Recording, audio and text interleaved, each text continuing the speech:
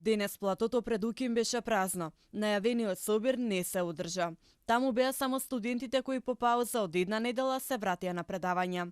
Медиумските екипи пристигнаа за да известуваат, но нивното присуство не беше добродојдено. Студент со мегафон гласно извика дека не сакаат медиуми.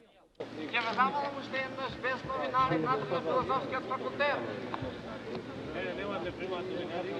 Никој студент не сака новинари внатре, никој студент не даде своја согласност за сликање, никој не сака сликање од новинари. И покрај ова новинарите и снимателите останаа. Сите студенти кои дојдоа за собирот влегоа во филозофскиот факултет и ги затворија вратите за медиумите. Студентите кои беа внатре во просторијата ни открија дека се одржал 16-минутен молк во чест на 59 жртви од трагедијата во дискотеката Пулс на 16 март.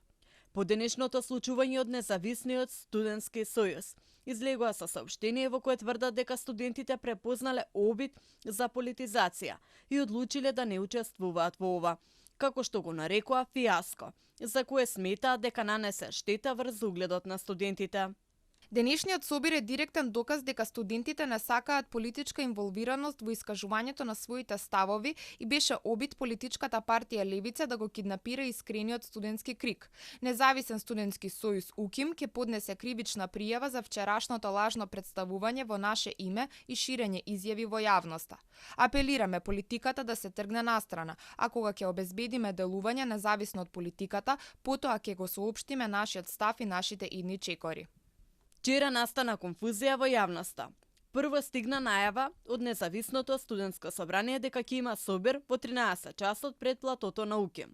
Но потоа, Независниот студентски сојуз објави дека истиот е откажан поради политички влијанија. На крајот, повторно се огласија од Независното студентско собрание при УКИМ, во кое велеа дека собирот не е откажан и ќе се одржи.